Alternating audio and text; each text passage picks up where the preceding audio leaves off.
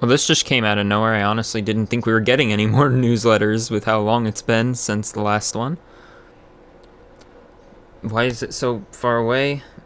I swear it wasn't usually this tiny text. Cold water falls from the top of the sky. It's unavoidable, but eventually spring will show up. Look at the way Tenna is holding this present. You're just gonna shot put it into your face.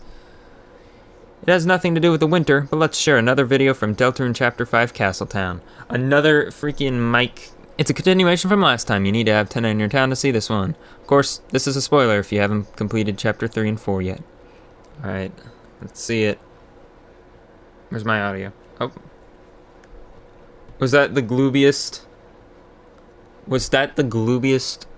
Listen to this.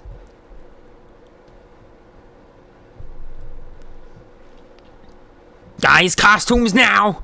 It's Tenna! Hey, this ain't fit. Who cares, Rubber Brain? Just put it on. Something feels off. Just roll with it. There's no time. Oh, Tenna, whatever do you need, my pal? Oh, that's Chris. Hey, Tenna, you wearing the wrong costume, too? That's not Tenna, you idiot. Why the heck did you knock like that? You made us dress up. And you! Are you ever gonna take that thing off? Hey, I'm talking to you, what was your name again? Look, I'm not saying that. Can't we just call you... Bluey? You want us to call you Bluey? It's real, he's Bluey. You're Mike! Bluey is the name of the minigame! Look, Oh no, here he comes real. Oh no. Hello, someone need a little antenna massage? Instead of everyone getting a costume, oh no! Not you! Oh, where are you? Hey, where is he? Where's Bluey? I want to see my little Bluey. Bluey's the name of the game! His name's not Bluey, it's Mike! Hey, don't get living with me, Dice Boy! I know Mike better than you, and sometimes he is a cute little Bluey. Now bring him out or I'm tightening your contract. I didn't drink any water. Got it, boss. That's why my voices have just been all over the place. Oh boy, Mike. Now there's one guy who... Hey, let me finish reading. Oh boy, Mike. Now there's one guy who never lets me down. No, that's one guy. Gosh dang it. Hey, Tenna. Oh, Mike. You don't look very Bluey today. Yeah, I don't feel very Bluey today. Well, a massage is a massage. I'll just close my eyes and imagine. Now feel free to climb up there and let her rip. Hey, Mike, when are you gonna start the, I'm not doing it. I'm not doing anything for you anymore. You always were a jokester, Mike. Not when you treat the people who you work with like... Can you stop moving so fast? Not when you treat the people who work for you like expendable trash. Trash? Mike, you know I don't do that. I'm always, adding lots of little bonuses to their contracts. Paid fruit-flavored vacation, leftover glooby slime, I know what this is about. You told me you had a bad feeling about that contract. That he wasn't supposed to sign it, that he couldn't. And if he did, something terrible would happen. And even though I knew that, I still made him do it anyway. But how could it be my fault? I needed to be big. I needed it just as much as everyone else. How is it my fault he ran out on me? I could have helped him, I would have. We would have been big together. You cared about him too, Mike. That's why, since then, it feels like you're not really here. Everything is fake. When the curtain falls, everything just feels like playing pretend. You know what I mean, Mike? Can I see part of the employee contract that stipulates fruit-flavored vacations? Oh, yeah, right here. I'm adding it. And the slime, can't forget the slime, I'm moving really fast.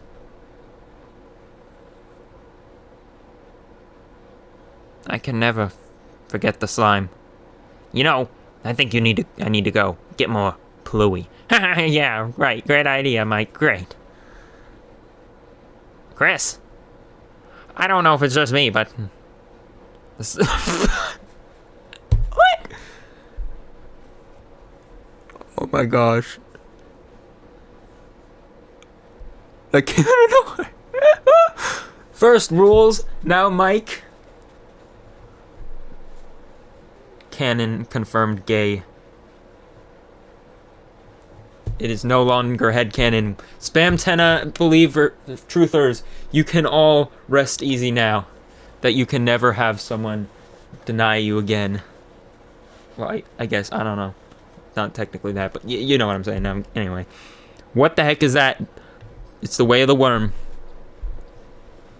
The tail that takes crawl. Anyway, that aside, I'm just gonna brute force it. No water.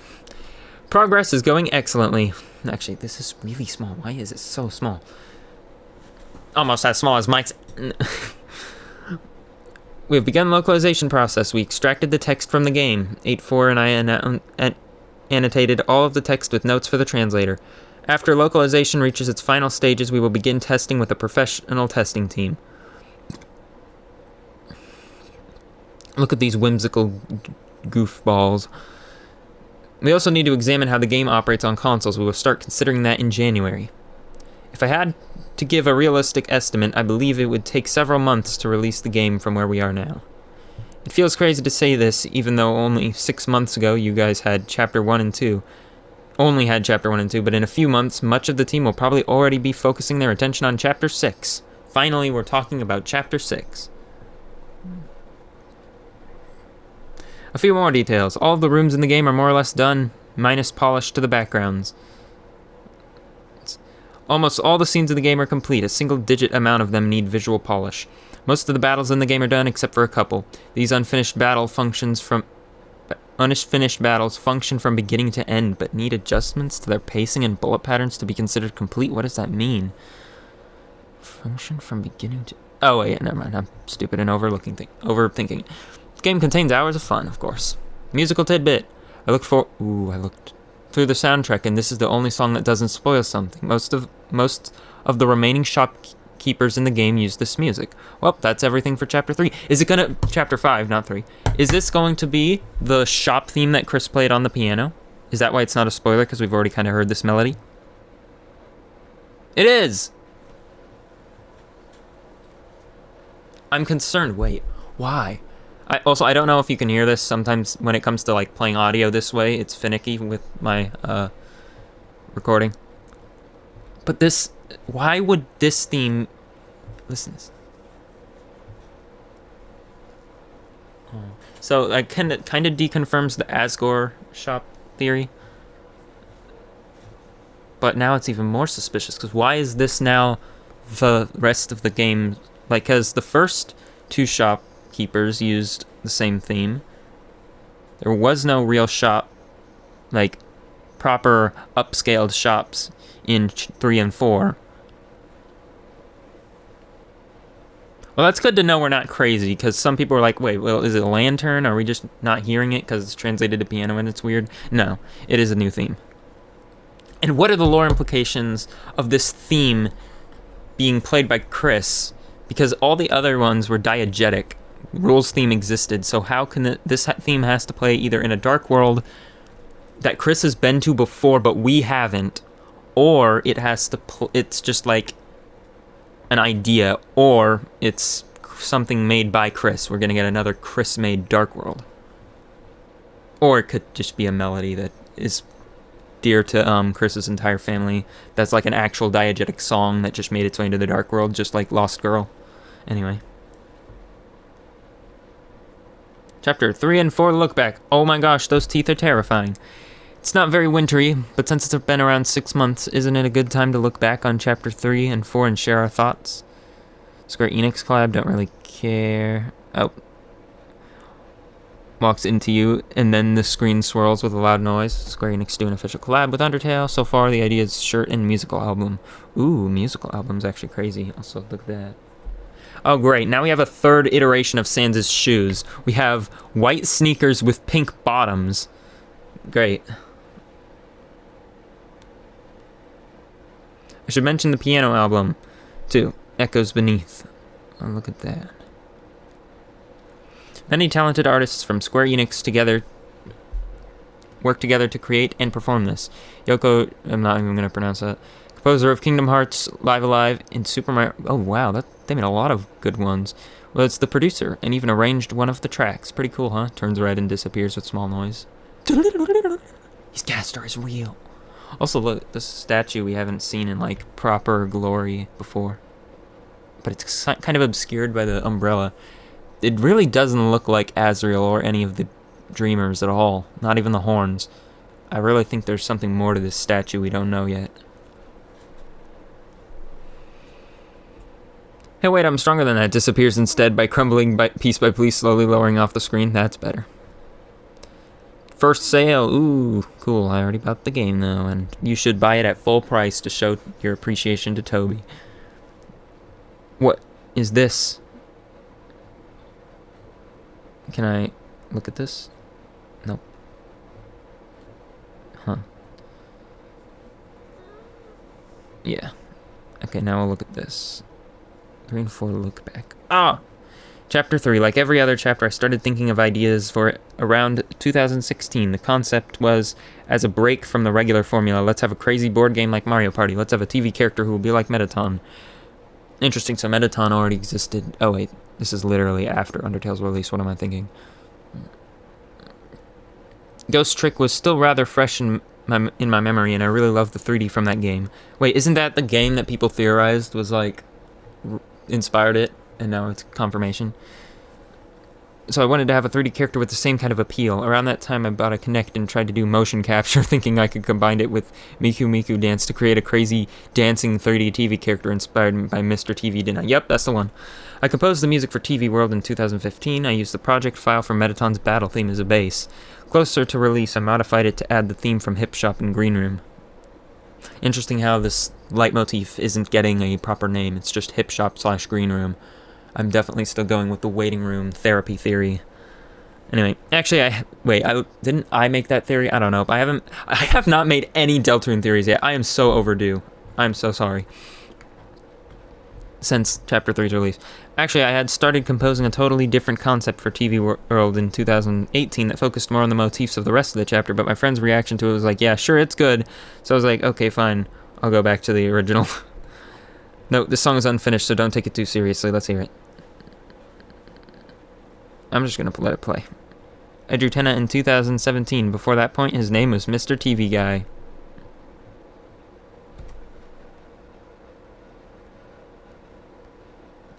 Mr. Antenna slurps up nectar with his nose, can change size, and when people are mad, he shrinks down to a bug. Oh yeah, this is all stuff we've seen. Which, he was originally going to have the ant body, which is called a gaster, legitimately, scientifically. So Toby literally took the gaster out of Tenna. Recent sketches. It's basically in 3D all the time, but probably has a few frames most of the time, and just transitions between frames, stretching. Yeah, it'd be fun if he had a smooch animation, like dancing. Actually, a lot of different dances. This is okay too. Side view, his nose at weird angle from front to cheap looking 2D. If there's a complicated spin animation, his head could just have the feature drawn on frame by frame. Yep. Bounce, yeah.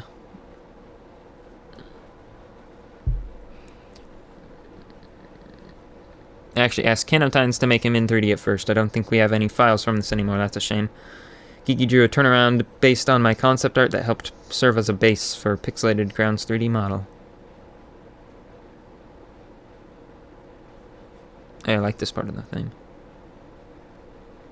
The world art was put together by Audrey Weiner and animated by Everdread. The concept of a character that speaks with word art was inspired by P.T. Bridgeport from the comic Pogo. Look at all that. It's the Fork Knife Kingdom.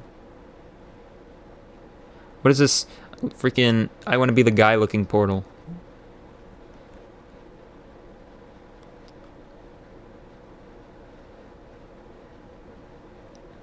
Rem, Rem, Remptal Island? What is it censored with?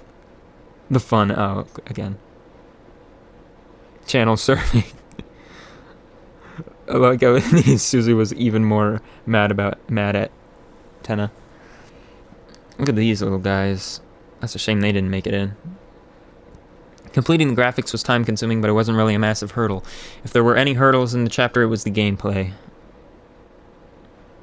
I went through multiple iterations of different ideas for Tenna's boards. Originally, I wanted it to be like Mario Party or Black Bases from Gunstar Heroes. Then I realized creating that would be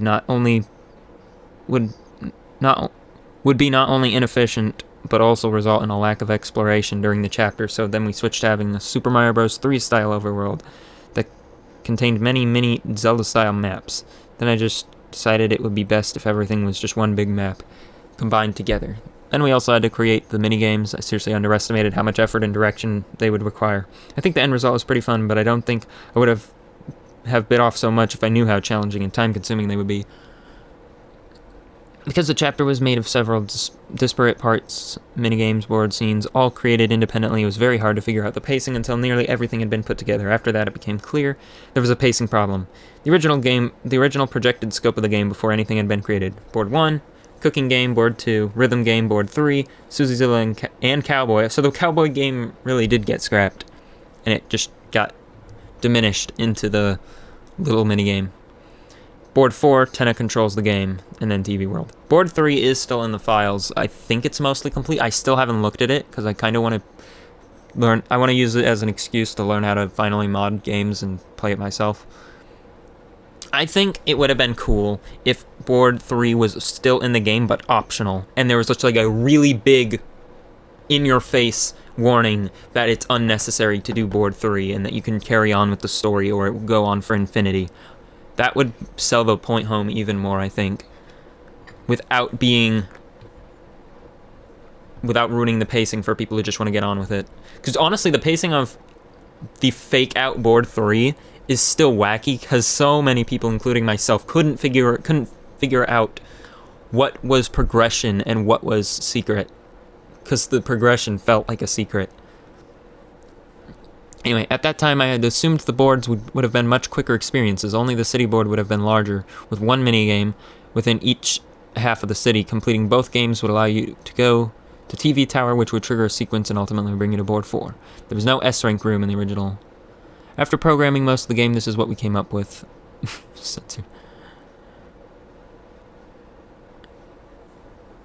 Oh, so they were still going to be board free, but intentionally short.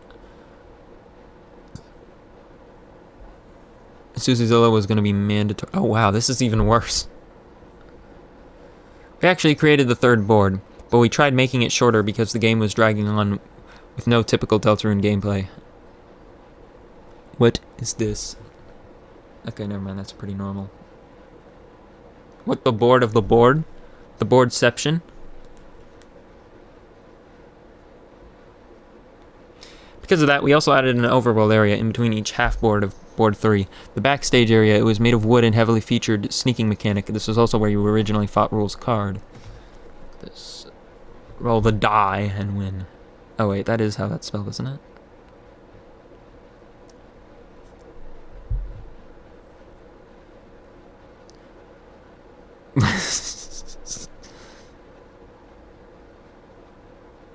Lancer kidnapping. Lancer hostage situation. Anyway. After defeating him, you will get a controller that allows you to play the board as Elnina. She would cry up a storm, allowing you to access a key card that would allow you to skip the rest of Board 3. Makes sense. Oh.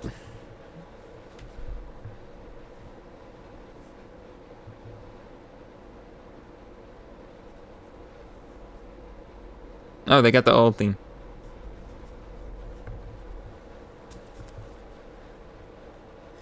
Despite trying to add the backstage as a breath of fresh air, though, it was just made the game drag on even more. Watching friends play this version, everyone was kind of getting tired after Board 2 and cut it down. So the final version... Yep. Ultimately, Board 3 was cut. The only remnant of it exists in S-Rank. Isn't that better anyway? The Suzyzilla game was made optional, and the actual enjoyable parts of Backstage were absorbed in the TV world.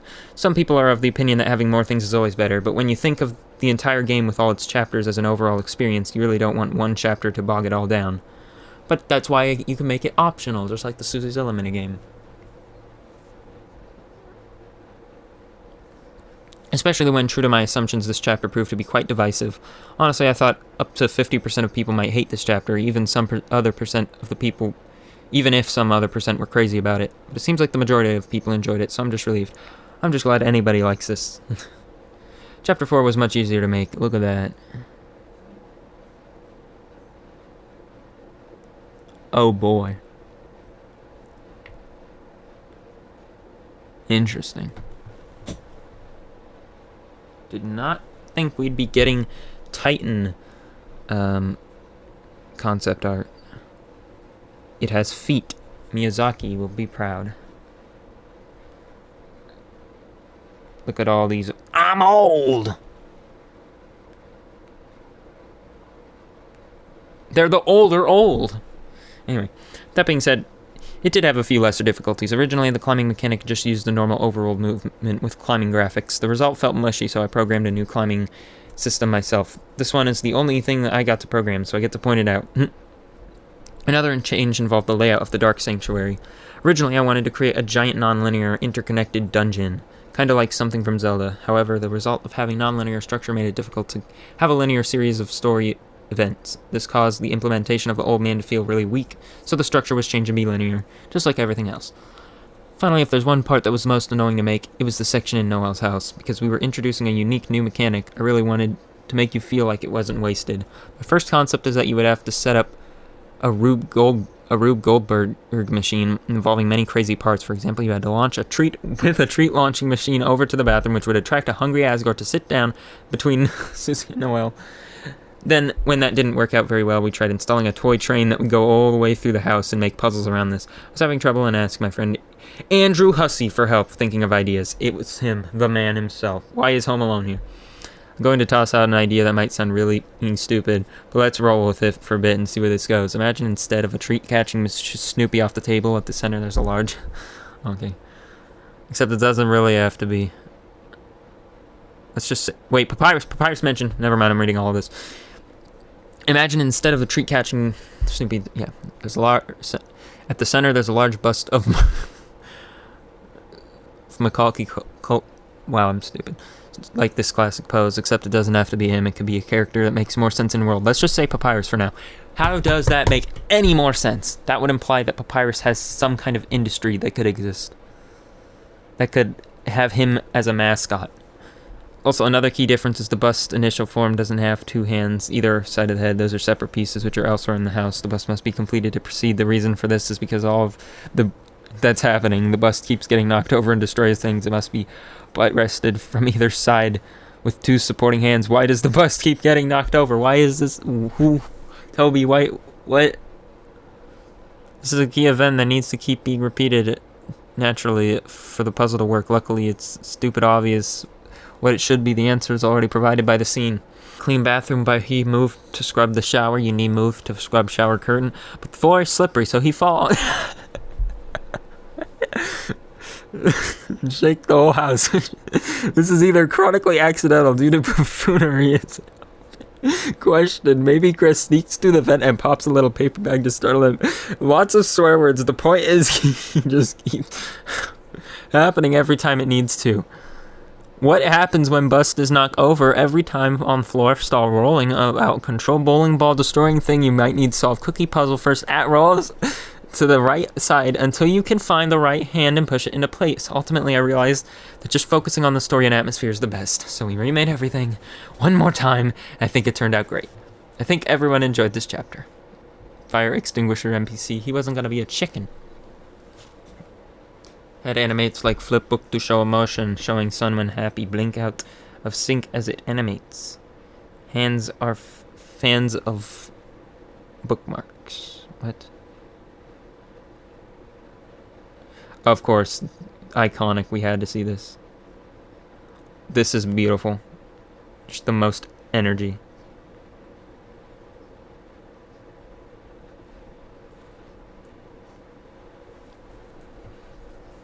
You can just see the Charlie Brown influence dripping off of every piece of Toby's art. By the way, Hammer of Justice is another song I started making right at the beginning of 2016. I think the final arrangement is pretty good, but since I didn't create it for 7 years, the original piano sketch is the main version I remember. No way we're getting new Hammer of Justice. Oh yeah. Oh yeah. Main team breakdown. I feel like the credits aren't clear enough, so let's talk about the main team a bit. Do we need to read all this? Okay, yeah, there's avocado plants in a Bampton popcorn bucket. We need to read all of this. Sarah programmed most of the cutscenes, handled localization, hidden patches, game edit platforms, helped with testing organization. Also had to remake Noel's house sequence 3 times. Occasionally makes journal comics and has a huge garden growing in recycled trash. Grew an avocado plant in a Spampton popcorn bucket. I want the Spampton popcorn bucket.